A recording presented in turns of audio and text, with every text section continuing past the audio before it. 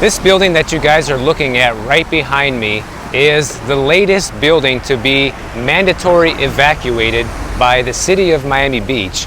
And the reason why it was evacuated, guys, is because it has been deemed to be unsafe ever since we had the Surfside collapse last year. The city has been cracking down on buildings that have structural issues, and this one has been the latest one to have some serious problems, actually. This building, guys, I have a lot of history with this building. Like, first of all, this neighborhood that I'm in right here, this is my neighborhood. I live just right down the street from here, and I actually used to live in both of these buildings here. This one right behind me here is called the Collins, and the other one, the Port Royale, that got evacuated.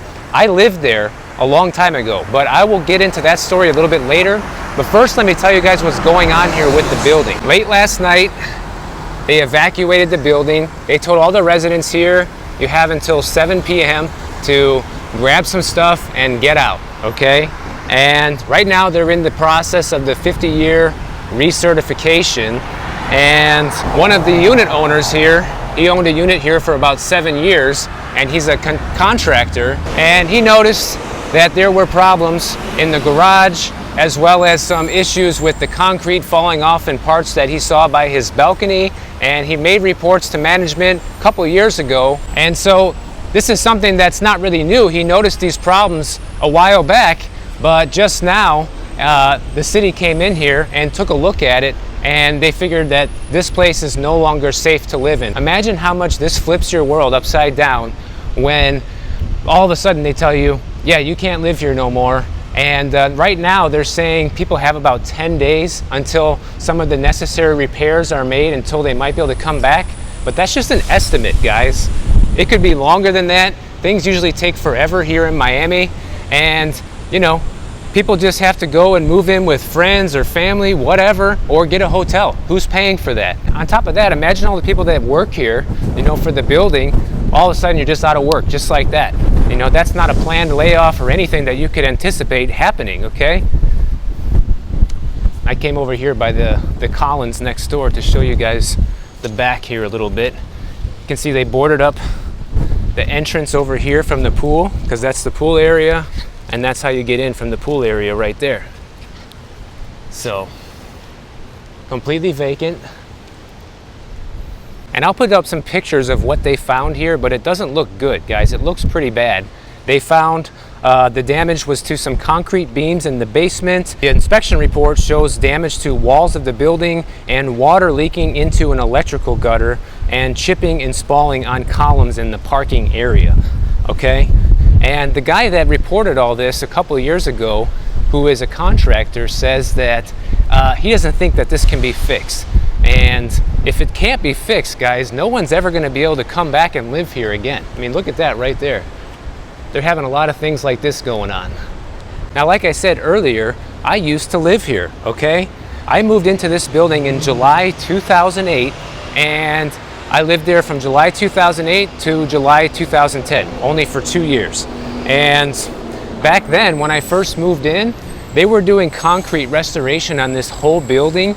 And basically, if you don't know what that means, they get out a bunch of jackhammers, they start chipping away at a bunch of the building, they redo a bunch of the concrete and the rebar as necessary, and then they repainted the whole place, as you see, and they put in all brand new balcony railings, they put in brand new sliding glass doors, the windows, everything like that was brand new.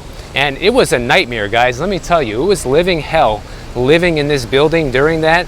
When you wake up at the sound of jackhammers at 8 o'clock in the morning every day, it's like an earthquake. And it's so loud that it's like unbearable to even be inside the unit. It was just awful, okay? But eventually, all these high-rise buildings have to go through this concrete restoration at some point.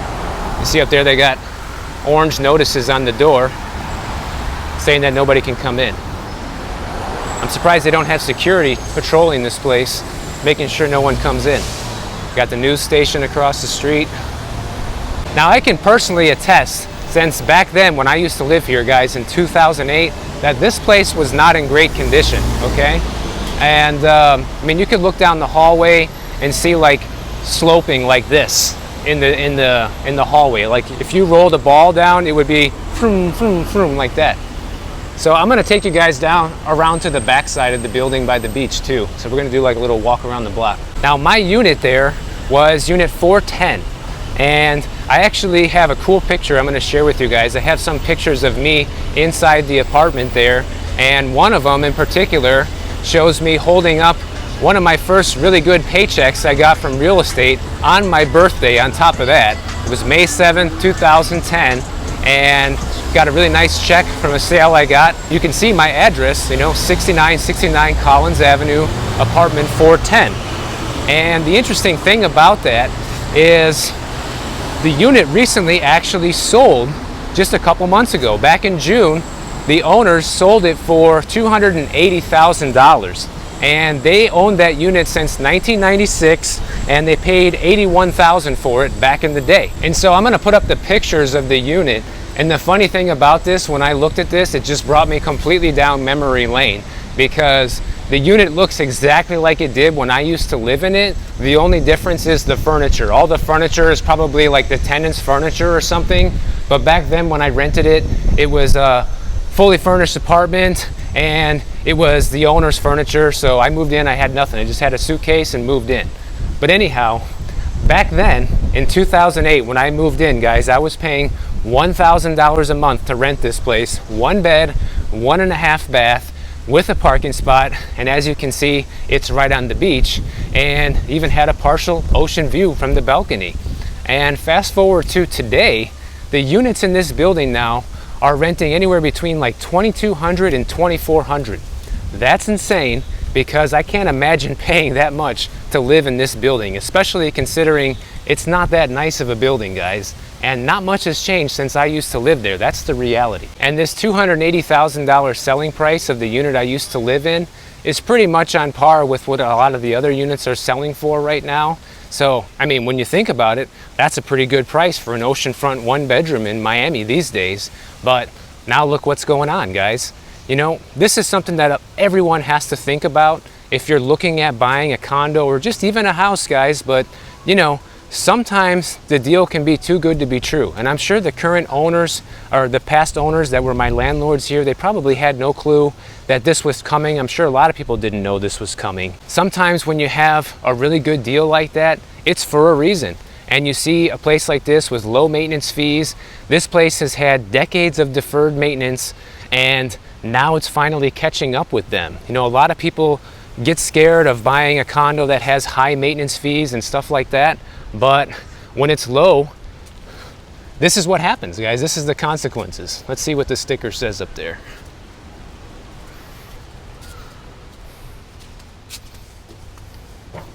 I mean, even all this is all exactly how it used to be when I lived here, guys. This old crappy gate, everything like that. Unsafe building.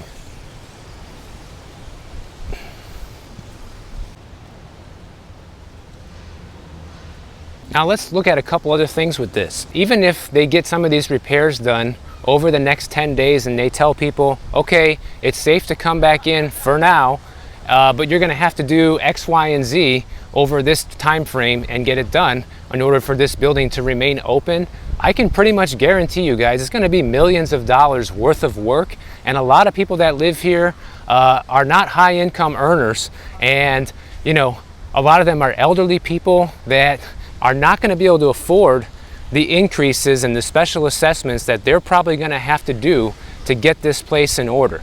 So once again, I think they're going to be looking at a situation just like another condo that we looked at a couple months ago that did get closed down. It got bought out, okay? A developer came in, bought out all of their units, and now the place is sitting empty, waiting for demolition. And I think this place could suffer a similar fate, given the fact that I would be willing to bet a lot of the owners here will not be able to pay for the increases that could be coming. And besides that, just imagine this happens and they say, okay, it's actually not repairable, we can't fix this, everybody is just going to have to be out of here permanently. Well, everybody only had a couple hours notice to leave. Most of these units are still full of people's stuff. We look back to the Champlain Towers when that collapsed, and one of the worst things that happened is only part of the tower collapsed, and when the other part was still standing, they wouldn't let anybody else back in there who had the unit still intact to grab any of their stuff, guys. So imagine anything you had in there of value, you know, family heirlooms, whatever, completely gone because you can't even go back inside your own home. I can't even imagine that happening. Just thinking about it makes me feel sick to my stomach because, you know, the reality is this could happen to anyone. These are my neighbors. This is my neighborhood, guys. So it's really sad that this is happening. But at the same time, this place could be very well be a ticking time bomb and could just be waiting to come down, essentially. So I hope that they can fix it. But if they can't, it's going to be a really sad story for people that live here. And I don't know what's going to happen. I mean, in my opinion, the city should have people sign waivers like, look, if you want to come back in, you come at your own risk and you can move your stuff out. But they definitely shouldn't ban people from coming back who have their whole lives inside these apartments. You know, they should definitely let people back in and let them get their things out of there if it deems to be like permanently uninhabitable. So, you know, as the story develops in the future, I'll definitely keep you guys updated. I thought it was a really interesting thing to cover today because it's not something you see happen every day. But I think now that the city is getting more strict and cracking down on these things, I think you're going to see more and more of these stories come up, you know, over the next couple of years. Especially in 2024, the new Florida condo law passes that's going to require all of these buildings here to have full reserves, which is going to massively increase people's maintenance fees, just like I showed you guys mine a few days ago, last week. You know, ours is going up 60%, guys. But our building and our management is staying ahead of the situation. You know, we're already getting the inspections done voluntarily and getting it done ahead of time and addressing any issues ahead of time and getting the reserves funded ahead of time in case we have issues. But you know, I've been inside this building, obviously, I've been inside the garage, and it's not pretty, guys. I bet you a lot of these other old buildings here that are 60 years old up and down this beach could very well be looking at a similar situation in the near future, because a lot of these buildings were built back in the 60s, 70s, sometimes even the 50s, and these guys operated on just the bare minimum budget most of the time that they needed to just to keep the place intact. And now that's starting to come to a head, and this is basically the consequence, you know, of 50 years of deferred maintenance. I mean, this place is going through its 50-year recertification, and only now this stuff is being addressed. And one thing that I think about is like, okay, when I moved in 2008 and they were doing the concrete restoration, why weren't these issues addressed back then? Maybe they were. I don't know if they were or not, but you would think that after going in there and redoing a bunch of concrete and rebar, that should include the garage area where all these beams are located, and they're finding the most trouble. But I don't know. I can't remember if they did the garage or not. As far as I remember, I don't remember any construction going on in the garage. So maybe the condo association will be able to have some recourse with the company that did the concrete restoration for failing to address these major concerns 15 years ago, essentially. So we'll see. As soon as I know something more about it, I'll let you guys know.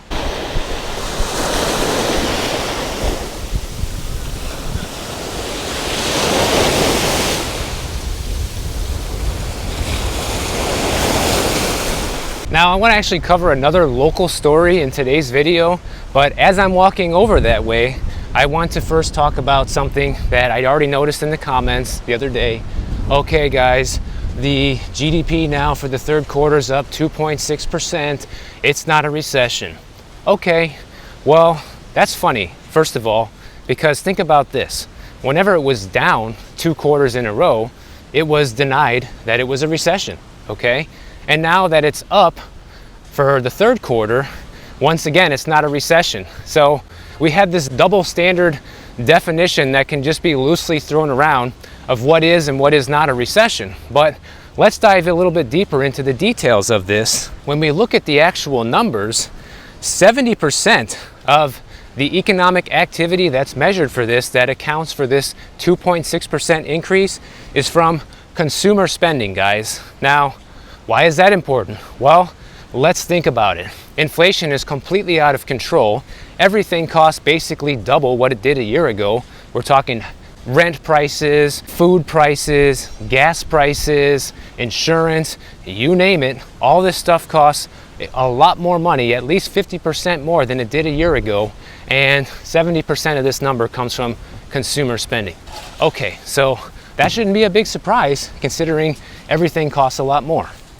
The second thing is economists in this article pointed out that the third quarter gain in GDP could be traced entirely to the surge in exports, which added 2.7 percentage points to the economy's expansion. Export growth will be difficult to sustain as the global economy weakens and a strong US dollar makes American products pricier in foreign markets. To me, it sounds like this positive GDP number is just going to be temporary, guys. And like we talked about in a previous video, the buyer's market for the housing market should be coming in 2023. It's almost a guarantee at this point. Anyone who's been denying so far that this has been a recession already is pretty much guaranteed by economists and even the Fed that it's going to come in 2023. So let me ask you, do you think it's better to be prepared for the recession and already have the mindset that it's happening now and be ready for it next year? Or would you rather just wait until it's announced officially and it's too late? But to me, we can look at plenty of other indicators besides the GDP that tell us it's a recession, guys. You're seeing layoffs left and right. Zillow just did a bunch of layoffs. Okay, Microsoft is doing layoffs, Amazon's doing layoffs, everyone's doing layoffs. And even people who aren't expecting to get laid off are getting laid off now. And then we look at the inverted yield curve from the treasuries, okay? This is something that only happens when there's a recession. There's plenty of other data points that we can look at that this is a recession, but the thing is, a lot of people don't want to look at that. They want to just watch the mainstream media and wait till they come out and say, oh yeah, guys, it's a recession. Now it's time to do something. Oh, it's too late, you know? So that's what people are going to be looking at if they're not prepared, unfortunately. Now, the next local story, guys, is this. This is the Deauville Hotel. I made a video about this place a while ago. I'll link it in the description for you if you want to go check it out.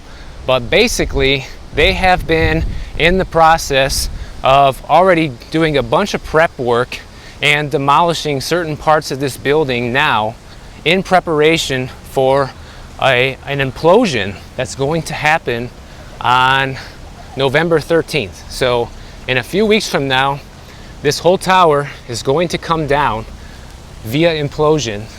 I'm going to bring you guys over here so you can see. They've been gutting a bunch of this place down to the columns, probably to make it easier to implode. And they have a bunch of bulldozers here working around the clock, getting this place ready to come down. And I was thinking about doing a live stream for you guys and showing you guys this place coming down in real time. You can't see too many of the bulldozers right here. I guess they're on the other side right now, but we'll keep walking over there. Let me know if you guys want to see a live stream of that. Basically what I was planning on doing is setting up like a webcam to do the live stream, and it'll be on my channel, but I won't be like around to answer the chat or the comments, because what my plan was is I would put up a live stream of everything going down in real time, and simultaneously I'll be somewhere out here taking actual shots of what's going on and making a follow-up video about what it was like and talking about the whole thing and showing you guys some extra clips that the live stream didn't get. So let me know if you guys want to see that. It's definitely an interesting thing. The last time a building was imploded here in Miami Beach was, I think, 5 years ago or so, and it wasn't even supposed to be imploded. They were supposed to knock it down with wrecking balls and stuff like that, and I think they just said, you know what, screw it, it's going to be easier to just implode it, and they did it against the rules, and they had to pay a big fine. Some guy even got killed by doing that, but they decided to just implode it anyways, and that's how it went down. This one's all planned. They have all the permits and everything ready to go to do it, and as we get closer here, you guys can see they've been completely taking out the bottom areas of this hotel and just tearing it all up, and pretty much probably just knocking it down to just the tower, I would imagine. But they still have the ballrooms and stuff up over here. They haven't demolished that yet. Not sure why, but you can see it's full speed ahead, guys. This is the demolition site in real life. But my guess is as more of these buildings get these inspections and they realize that it's in much worse shape than it should be, you're probably going to see more of this happening in the future, guys, where the structure is deemed unsafe, because that's what happened to this place. It sat empty for like what, 5 years? 5 years this place sat empty, since 2017, okay? And they had engineers go in there a few months ago. They looked at it, they said, no, this can't be repaired, or at least the cost to repair it would be too great, has to come down. And so that's what they're doing. And I'm afraid that that same thing could happen to the Port Royale over there. We'll find out. Right now it's too early to know. It seems like they're just going to do some temporary fixes in place, but will it be enough for people to move back in? We'll find out. So I know this one was a little bit different than what I normally do, but if you guys enjoyed the journalism effort here, please hit the bell notification so you always get alerted of all my housing market and economy videos. And if you don't want to wait for that, check out my next one on the screen right over here, and I'll see you in the next one.